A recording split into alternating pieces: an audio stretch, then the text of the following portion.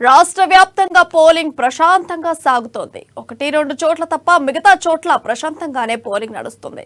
అయితే ఇప్పటి వరకు ఏ నియోజకవర్గంలో ఎంత మేరకు పోలింగ్ శాతం నమోదైందో చూస్తున్నట్లయితే రాష్ట్ర వ్యాప్తంగా ఇప్పటి వరకు 13.94% షేర్లింగంపల్లిలో ఉదయం 9 గంటల 10% పోలింగ్, సంగారెడ్డి నియోజకవర్గంలో 11 గంటల 34% పోలింగ్, ఉమ్మడి నిజామాబాద్ జిల్లాలో 14.9% పోలింగ్, ఖైరతాబాద్ లో ఇప్పటి వరకు 10% పోలింగ్ నమోదైంది. హుస్నాబాద్ లో 12.67, దుబ్బాకలో 10.6% పోలింగ్, సిద్దిపేటలో 11.50, గజ్వేల్లో 11.30% పోలింగ్, మేడ్చల్లో 2.4, మల్కాజ్గిరిలో 5.81% పోలింగ్ నమోదైంది.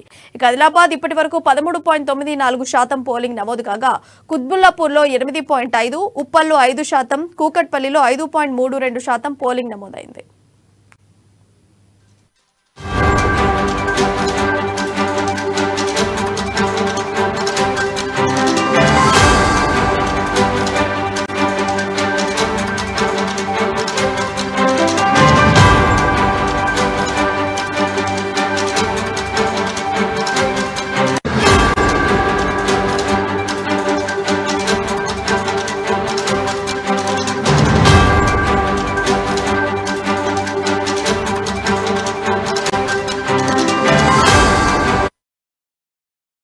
రాష్ట్ర వ్యాప్తంగా పోలింగ్ ప్రశాంతంగా కొనసాగుతుంది. ఒకటి రెండు చోట్ల తప్ప మిగతా చోట్ల ప్రశాంతంగానే పోలింగ్ నడుస్తోంది. ఇక ఇప్పటి వరకు ఏ నియోజకవర్గంలో ఎంత మేరకు పోలింగ్ శాతం నమోదైందో చూస్తున్నట్లయితే ఇక ఇదే అంశంపై మరింత సమాచారం మా ఇన్పుట్ ఎడిటర్ శ్రీనివాస్ లైవ్ ద్వారా అందిస్తారు. శ్రీనివాస్, చెప్పండి, పోలింగ్ ఎలా జరుగుతోంది? రైట్ ప్రియా, మనం చూస్తున్నాం కదా, ఉదయం 7 గంటల నుంచి కూడా రాష్ట్రంలో పోలింగ్ ప్రక్రియ ప్రారంభమైంది. అక్కడక్కడ చెదురుమదురు సంఘటనలు మినహా ఇప్పటివరకు అయితే ప్రశాంతంగానే కొనసాగుతుంది. అదేవిధంగా ఉదయం పోలింగ్ స్టార్టింగ్లోనే కొన్ని చోట్ల ఈవీఎంలో మొరాయింపు జరిగింది. అయితే వెంటనే వాటిని రిప్లేస్ చేసే ప్రయత్నం కూడా చేశారు.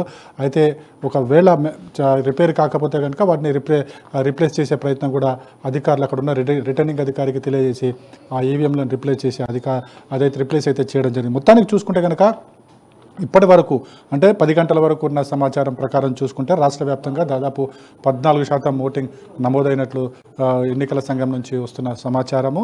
మరోవైపు చూసుకుంటే కనుక అతి తక్కువగా మనకి చూసుకుంటే మనకి మేడ్చల్లో 2.4% మాత్రమే ఓటింగ్ నమోదైంది. అదేవిధంగా కుక్కట్పల్లి కావచ్చు, మల్కాజిగిరి కావచ్చు, ఉప్పల్ కావచ్చు, ఇక్కడంతా కూడా 5% ఓటింగ్ మాత్రమే నమోదు కావడం జరిగింది. అయితే ఇప్పటికే ప్రముఖులందరూ కూడా తమ ఓటు హక్కును వినియోగించుకునేందుకు బూత్ల వద్దకు చేరుకున్నారు. సినీ ప్రముఖులు కావచ్చు, రాజకీయ ప్రముఖులు కావచ్చు, ఎవరి ఓటు వారు వేసుకుంటూ అదేవిధంగా వాళ్ళు పిలుపునివ్వడం జరుగుతుంది.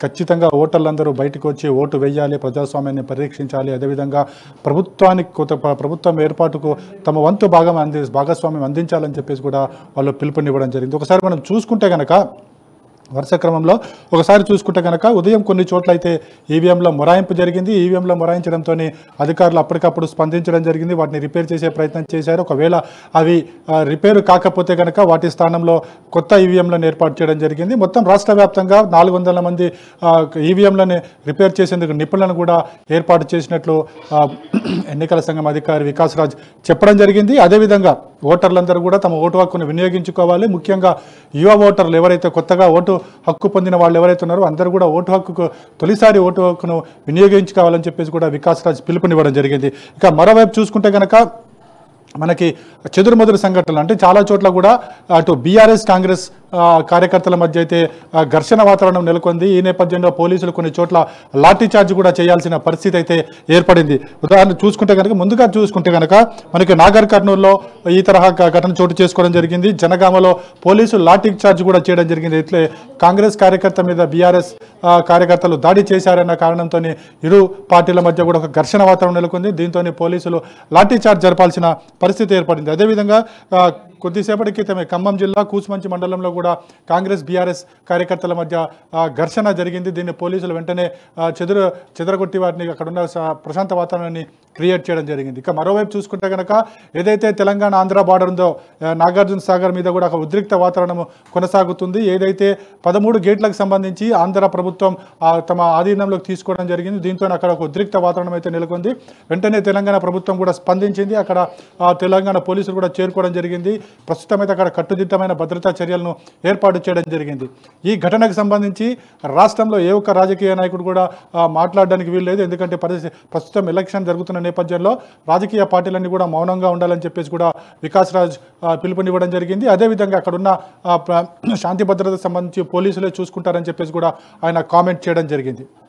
ఇక మరోవైపు చూసుకుంటే కనుక ఓటింగ్కి సంబంధించి ముందుగా రాజకీయ ప్రముఖులు చూసుకుంటే కనుక మనకి పిసిసి చీఫ్ రేవంత్ రెడ్డి కొడంగల్లో తన ఓటు హక్కును కొద్దిసేపటి క్రితమే వినియోగించుకున్నారు. జెడ్పీ స్కూల్లో రేవంత్ రెడ్డి తన ఓటు హక్కును వినియోగించుకోవడం జరిగింది. అదేవిధంగా మనకి చూసుకుంటే కనుక కవిత కూడా తన ఓటు హక్కును వినియోగించుకోవడం జరిగింది. ఇక కేటీఆర్ నందినగర్లో తన ఓటు హక్కును వినియోగించుకున్నారు. అదేవిధంగా మనకి చూసుకుంటే కనుక ఖైరతాబాద్ కాంగ్రెస్ అభ్యర్థి హజారుద్దీన్ కూడా తన ఓటు హక్కును జూబ్లీహిల్స్లో వినియోగించుకోవడం జరిగింది. అది ఇక ప్రముఖులందరూ కూడా ఉదయమే తమ ఓటు హక్కును వినియోగించుకునేందుకు పోలింగ్ స్టేషన్లకు వెళ్ళడం జరిగింది. అక్కడ తమ ఓటు హక్కును వినియోగించుకోవడం జరిగింది. ఇక మరోవైపు చూసుకుంటే కనుక సెలబ్రిటీలు, సినీ ప్రముఖులందరూ కూడా తమ ఓటు హక్కును వినియోగించుకుంటున్నారు.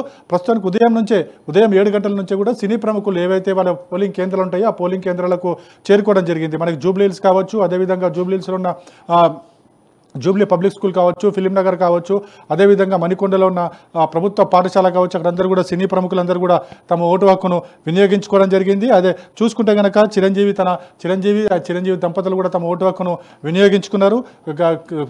ప్రతి ఓటర్ లాగానే వాళ్ళు కూడా క్యూ లైన్లో నిలబడి తమ ఓటు హక్కును వినియోగించుకోవడం జరిగింది. అదేవిధంగా మనకి దర్శకుడు రాఘవేంద్రరావు కూడా తన ఓటు హక్కును వినియోగించుకున్నారు. నటులు నితిన్ తన ఓటు హక్కును వినియోగించుకోవడం జరిగింది. అల్లు అర్జున్ తన ఓటు హక్కును వినియోగించుకోవడం జరిగింది. అదేవిధంగా కీరవాణి కుటుంబ సభ్యులు కూడా తమ ఓటు హక్కును వినియోగించుకోవడం జరిగింది. మనకి వెంకటేష్ మణికొండలో తన ఓటు హక్కును వినియోగించుకోవడం జరిగింది. శ్రీకాంత్ కూడా తన ఓటు హక్కును వినియోగించుకోవడం జరిగింది. ప్రతి ఒక్కరు కూడా సినీ ప్రముఖులందరూ కూడా ఒక్కొక్కరుగా పోలింగ్ కేంద్రాలకు చేరుకుంటున్నారు, తమ ఓటు హక్కును వినియోగించుకుంటున్నారు.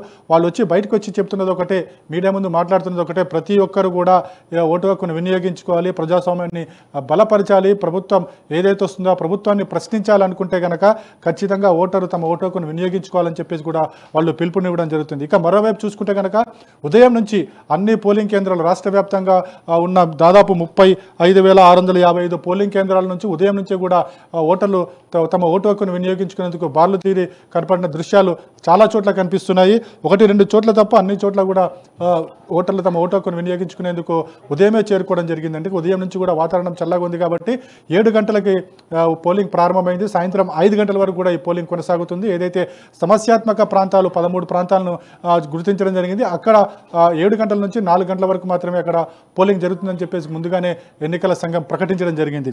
అయితే ముఖ్యంగా చూసుకుంటే కనుక 10 లక్షల మంది కొత్త ఓటర్లు ఈసారి కొత్తగా జాయిన్ కావడం జరిగింది. వాళ్ళంతా కూడా తమ ఓటు హక్కును వినియోగించుకునేందుకు వాళ్ళు కూడా ఉదయమే రావడం జరిగింది. ప్రతి బూత్ వద్ద కూడా యువ ఓటర్లు, కొత్త ఓటర్లు ఎక్కువగా కనిపిస్తున్నారు. అదేవిధంగా వృద్ధులు కూడా ఉదయమే పోలింగ్ స్టేషన్కి వచ్చారు. పోలింగ్ స్టేషన్లో వచ్చి తమ ఓటు హక్కును వినియోగించుకునే పనిలో ఉన్నారు. చాలా అన్ని పోలింగ్ స్టేషన్లు కూడా పూర్తి స్థాయిలో ఎవరైతే ఓటర్లు ఉంటారో ఓటర్లతో నిండి కనిపిస్తున్నాయి. అదేవిధంగా ఏవైతే పోలింగ్ స్టేషన్లు ఏవైతే ఉన్నాయో పోలింగ్ స్టేషన్ల వద్ద ఎటువంటి అవాంఛనీయ సంఘటనలు జరగకుండా భారీ ఎత్తున బందోబస్తును ఏర్పాటు చేయడం జరిగింది. రాష్ట్ర వ్యాప్తంగా దాదాపు 70,000 మంది పోలీసులు, ఇటు పారామిలిటరీ దళ కావచ్చు, కేంద్ర బలగాలు కావచ్చు, రాష్ట్ర పోలీసులు కావచ్చు, వాళ్ళంతా కూడా మోహరించడం జరిగింది. ఎక్కడ కూడా ఏ విధమైన అవాంఛనీయ సంఘటనలు జరగకుండా పూర్తి స్థాయిలో భద్రతను ఏర్పాటు చేశారు. ప్రతి పోలింగ్ స్టేషన్ నుంచి 200 మీటర్ల అవతలని మాత్రమే వెహికల్స్ పార్కింగ్ చేయాలి. అదేవిధంగా పోలింగ్ ఏజెంట్లు ఎవరైతే ఉంటారో వాళ్ళంతా కూడా 200 మీటర్ల అవతలనే వాళ్ళు పోలింగ్ ఏజెంట్లు కూర్చునేలా కూడా అక్కడ ఏర్పాటు చేశారు. అదేవిధంగా పోలింగ్ స్టేషన్స్లో కూడా ఎప్పటికప్పుడు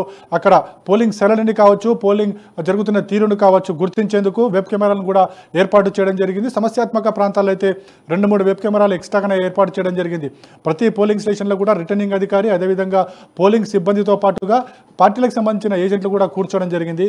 ప్రతి ఒక్కరు కూడా ఓటర్ వచ్చిన ప్రతి ఓటర్ని కూడా క్షుణ్ణంగా పరిశీలిస్తున్నారు. అదేవిధంగా పోలింగ్ స్టేషన్లో ఎక్కడ కూడా సెల్ ఫోన్లను అనుమతించడం లేదు. అయితే మరోవైపు చూసుకుంటే కనుక ఎన్నికల సంఘం మీద అందుతున్న ప్రధాన ఫిర్యాదు ఏంటంటే స్లిప్లు ఏవైతే ఓటర్లకు ఇవ్వాల్సిన స్లిప్లు అయితే చాలామందికి ఇవ్వలేదు, ఇళ్ళకి ఇచ్చామని చెప్పేసి ఒకవైపు ప్రకటించినప్పటికీ కూడా ఇళ్ళ చాలామందికి చేరుకోలేదు. దీంతో వాళ్ళు కాస్త ఇబ్బంది పడుతున్న పరిస్థితి అయితే నెలకొంది. అయితే ఖచ్చితంగా వాళ్ళందరూ కూడా పోలింగ్ స్టేషన్ వాళ్ళకి చెప్పిన పోలింగ్ స్టేషన్స్ ఏవైతే ఉంటాయో కేటాయించిన పోలింగ్ స్టేషన్కి వెళ్ళి అక్కడ ఓటర్ స్లిప్ తీసుకోవచ్చు అని చెబుతున్నారు. కానీ ఈ ఓటర్లందరూ కూడా ఏ పోలింగ్ స్టేషన్లో తమ ఓటు హక్కు ఉందో కూడా తెలియని పరిస్థితి ఉంది. అయితే ఇప్పటికే 2 రోజులు 3 రోజుల ముందు నుంచి కూడా ఎన్నికల సంఘం ఒక యాప్ను రిలీజ్ చేయడం జరిగింది. ఆ యాప్లో పోలింగ్ స్టేషన్ తమ పేరును కానీ ఎపిక్ నెంబర్ని కానీ ఓటర్ ఐడెంటిటీ నెంబర్ ఉంటుంది.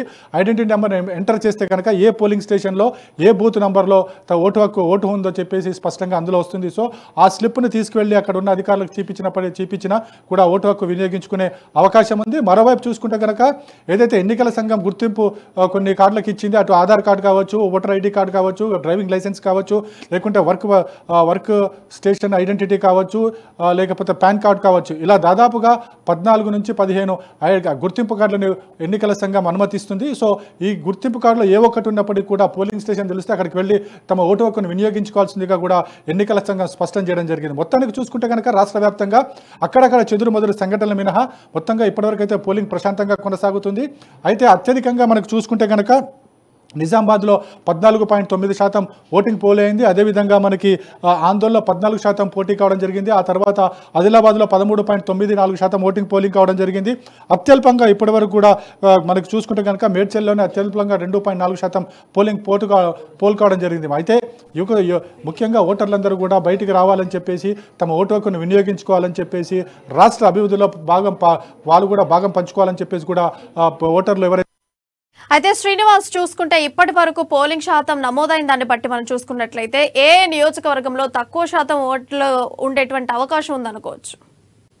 కూడా మేడ్చల్ అతి తక్కువగా 2.4% నమోదైంది. కుక్కర్పల్లి కావచ్చు, మేడ్చల్ కావచ్చు, మల్కాజిగిరి కావచ్చు, ఉప్పల్ కావచ్చు, ఇక్కడంతా కూడా 5% వరకు మాత్రమే ఓటింగ్ నమోదు కావడం జరిగింది. అయితే టైం గడుస్తున్న కొద్దీ కూడా దీని పర్సంటేజ్ పెరిగే అవకాశాలు ఉంటాయి. స్పష్టంగా ఏదైతే మధ్యాహ్నం వరకు కూడా అనుకున్నంత రేంజ్లోనే పోలింగ్ ఉంటుందని చెప్పేసి కూడా భావిస్తున్నారు. ఎందుకంటే ఉదయం కొంచెం కాస్త మందకొడిగా ప్రారంభమవచ్చు. ఎందుకంటే ఉదయం చాలామంది ఇళ్లలో పనులు చేసుకుని బయటికి వచ్చే ఓటు వేసే వాళ్ళు ఉంటారు. కాబట్టి ఉదయం టైంలో ఖాళీగా ఉన్న వాళ్ళందరూ కూడా ఇప్పుడు ఉదయం అంటే తమ ఓటు హక్కును వినియోగించుకోవాలనుకునే వాళ్ళు ముందుగా వచ్చేస్తున్నారు. అదేవిధంగా కొంతమంది ఇంట్లో ఉన్న ఆడవాళ్ళు పనులు చేసుకుని తమ ఓటు హక్కును వినియోగించుకునే అవకాశం ఉంది. ఇలా చూసుకుంటే కనుక ఖచ్చితంగా ఏదైతే గతంలో ఎంత రికార్డ్ అవుతుందో అదే రికార్డుని నమోదు చేస్తూ అంతకన్నా ఎక్కువ రావాలని చెప్పేసి కూడా ఎన్నికల సంఘం కావచ్చు, రాజకీయ ప్రముఖులు, సినీ ప్రముఖులందరూ కూడా పిలుపునివ్వడం జరుగుతుంది.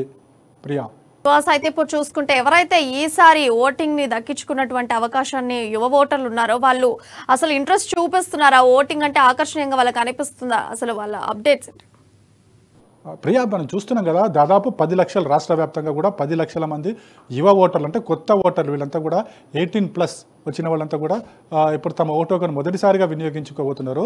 వీళ్ళంతా కూడా పోలింగ్ బూత్లు అన్నీ మనం పరిశీలిస్తే కనుక ముఖ్యంగా ఉదయం టైంలో ఈ యువ ఓటర్లు ఎక్కువగా మనకు కనిపించారు. అంటే యువకులంతా కూడా కొత్త ఓటింగ్ వచ్చేవారు ఎవరైతే ఉన్నారో వారు ఒక ఎగ్జైటింగ్ వారిలో కనిపిస్తుంది.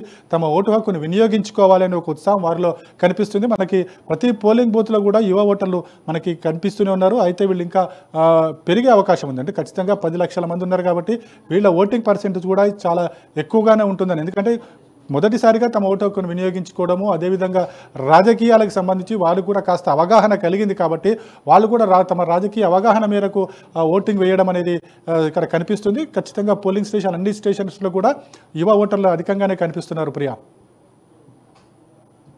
ఎందులో చూసుకున్నాడు కూడా యువ ఓటర్ల శాతం ఎంత కనిపిస్తుంది? అంటే కంపారిటివ్లీ పురుషులు, మహిళలు వీళ్ళందరినీ కాకుండా యువ ఓటర్ల శాతం ఎంత కనిపిస్తుంది? ఎంత మేర ఇప్పుడు మనకి ఎన్నికల సంఘం వివరించిన వివరాల ప్రకారం చూసుకుంటే కన్నా ఇప్పటి వరకు 10 లక్షల మంది కొత్త ఓటర్లు ఉన్నారు. ఆ కొత్త ఓటర్లందరూ కూడా ఖచ్చితంగా పోలింగ్ స్టేషన్కి వస్తున్నారు. వాళ్ళు ముందు నుంచి కూడా మనకి తెలంగాణకు సంబంధించి చూసుకుంటే కనుక యువకులు ముఖ్యంగా రాజకీయంగా చైతన్యం చాలా ఎక్కువగా కనిపిస్తుంది. ఎందుకంటే మనం చూస్తున్నాం గత కొన్నేళ్లుగా కూడా ఏ తరహా ఉద్యమాలు జరిగాయో రాష్ట్రంలో ఆ ఉద్యమాలకు యువ ఓటర్లు ఏ విధంగా సహాయం అందించారో. సో వీళ్ళంతా కూడా తమ ఓటు హక్కును వినియోగించుకోవడం ద్వారా తాము ఏమో కోరుకుంటున్నది అనేది ఖచ్చితంగా ఈ పోలింగ్ ద్వారా చెప్పబోతున్నారు. అందుకోసమే యువ ఓటర్లు ఎక్కువగా పోలింగ్ స్టేషన్లు ఎక్కువ కనిపిస్తున్నారు. అదేవిధంగా మనకి 30 ఏళ్ల లోపు వాళ్ళు దాదాపుగా ఇప్పుడున్న 2-3 కోట్ల పైసలు ఓట్లలో దాదాపుగా 30 నుంచి 40% యువ ఓటర్లే ఉన్నారని చెప్పేసి కూడా తెలుస్తుంది. వాళ్ళందరూ కూడా తమ ఓటు హక్కును వినియోగించుకోబోతున్నట్లు తెలుస్తుంది. ప్రియా చూసుకుంటే ఓటింగ్ ప్లేస్ లో కానీ మరి ఇంకెక్కడ ఇతరైన ప్లేస్ లో కానీ ఎవరినైనా ఓటర్లని ప్రలోభ పెట్టేటువంటి వ్యక్తులు ఎవరైనా కనిపించడం జరిగిందా? ఇప్పటి వరకు కూడా అలాంటి పరిస్థితులు అయితే ఎక్కడా కనిపించలేదు. కేవలం చెదురుమదురు సంఘటనలు మాత్రమే మనకు చోటు చేసుకునే మనం చూస్తున్నాం. జనగామకు సంబంధించి ఓ కాంగ్రెస్ కార్యకర్త మీద బీఆర్ఎస్ నేతలు దాడి చేయడం జరిగింది. అదేవిధంగా మనకి ఖమ్మం జిల్లాలో కూసుమంచి మండలంలో కూడా ఇదే తరహా కాంగ్రెస్ కార్యకర్తల మీద బీఆర్ఎస్ కార్యకర్తల దాడులు కావచ్చు. అదేవిధంగా మనకి నాగర్ కర్నూలులో కూడా ఇదే తరహా దాడులు, అంటే అక్కడక్కడ దాడులు జరుగుతున్నాయి తప్ప కాంగ్రెస్ బీజేపీ కాంగ్రెస్ బీఆర్ఎస్ పార్టీల మధ్య ఘర్షణ వాతావరణం నెలకొంది తప్ప ఇప్పటి వరకు కూడా ప్రలోభ పెట్టే అంశాలైతే ఇప్పటివరకు కూడా మన ముందుకైతే రాలేదు.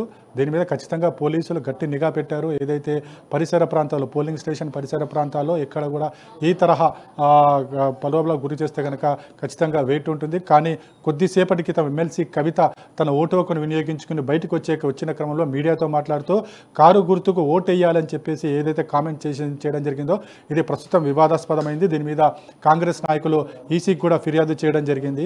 అయితే దీనికి సంబంధించి కేటీఆర్ని ప్రశ్నిస్తే కవిత వ్యాఖ్యలకు సంబంధించి తనకు ఏ విధమైన సమాచారం లేదని చెప్పేసి కూడా తెలపడం జరిగింది. మొత్తానికి చూసుకుంటే కనుక కవిత చేసిన వ్యాఖ్యల మీద ఇప్పుడు వివాదాస్పదం అవుతున్నాయి అంతే తప్ప రాష్ట్ర వ్యాప్తంగా అయితే ప్రస్తుతం ప్రశాంతంగానే ఎన్నికలు కొనసాగుతున్నాయి. ప్రియా, శ్రీనివాస్, ఇప్పుడు చూసుకుంటే గతంలో జరిగినటువంటి ఎలక్షన్ పోలింగ్ లో ఉండేటువంటి అరేంజ్మెంట్స్ కి ఇప్పుడు చేసినటువంటి అరేంజ్మెంట్స్ కి ఏమైనా డిఫరెన్షియేషన్స్ కనిపించాయా?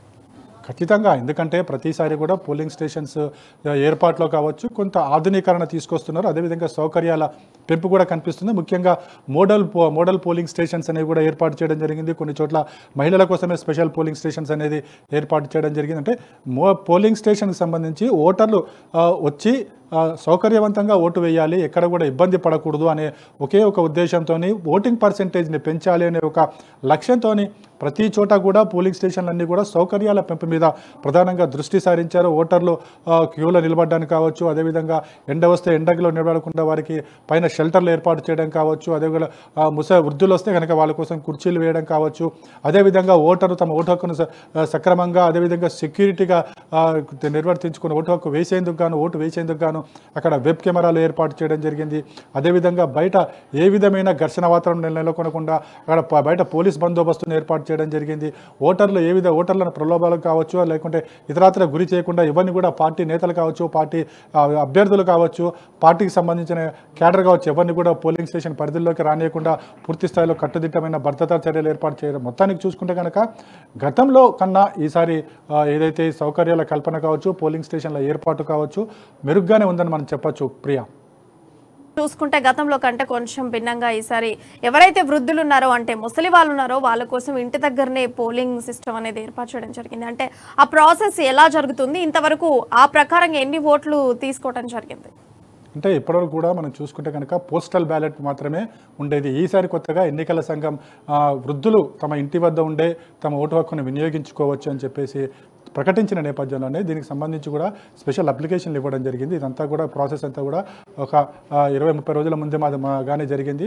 సో ఎవరైతే తమ ఓటు హక్కును వినియోగించుకోవాలి, ఇంటి వద్దనే వినియోగించుకోవాలనుకున్న వాళ్ళకి ఇంటి వద్దనే తమ ఓటు హక్కు వినియోగించుకునేలా కూడా ఏర్పాట్లు చేయడం జరిగింది. అది కేవలం వృద్ధులు అదేవిధంగా పోలింగ్ స్టేషన్కి రాలేని వాళ్ళ కోసం కూడా ఏర్పాటు చేయడం జరిగింది. కానీ మనం పోలింగ్ స్టేషన్లో చూసుకుంటే కనుక వృద్ధులందరూ తమ ఓటు హక్కును వినియోగించేందుకు ఉత్సాహంగా పోలింగ్ స్టేషన్కి వచ్చిన పరిస్థితి కూడా కనిపిస్తుంది. అయితే పోలింగ్ స్టేషన్లకి రాలేని వాళ్ళు ఎవరైతే ఉంటారో, అంటే కదలలేని వాళ్ళు ఉంటారో, మంచానికి పరిమితమైన వాళ్ళు ఉంటారో వాళ్ళ కోసమే ఏర్పాటు చేయడం జరిగింది. దాని మీద కూడా స్పందన బాగానే ఉందని చెప్పేసి కూడా తెలుస్తుంది. అయితే అది ఏ మేరకు అనేది సాయంత్రం ఎన్నికల సంఘం ఇచ్చే రిపోర్ట్ బట్టి మనకు తెలుస్తుంది. ప్రియా, ఇప్పుడు శ్రీనివాస్ చూసుకుంటే ఎవరైతే దూరంగా ఉండి పోలింగ్ కేంద్రాలకు అందుబాటులో రాలేనటువంటి సిచ్యువేషన్లో ఉండే వాళ్లకు ఏ రకమైన ఏర్పాట్లు చేశారు వాళ్ళు ఓటు హక్కు వినియోగించుకోవడానికి?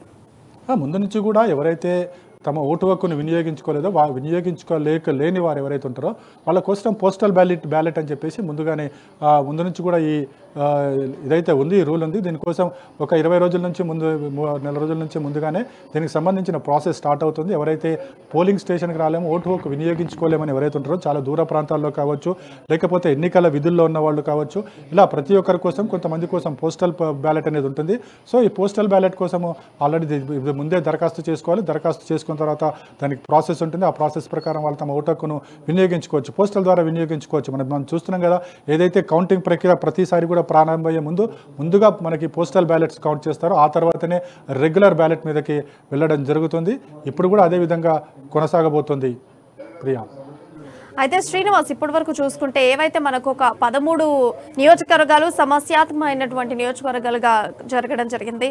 అయితే ఇప్పుడు ఆ ప్లేసెస్ లో ఏవైనా అల్లర్లు జరగటం, ఏవైనా సమస్యలు తలెత్తడం జరిగిందా?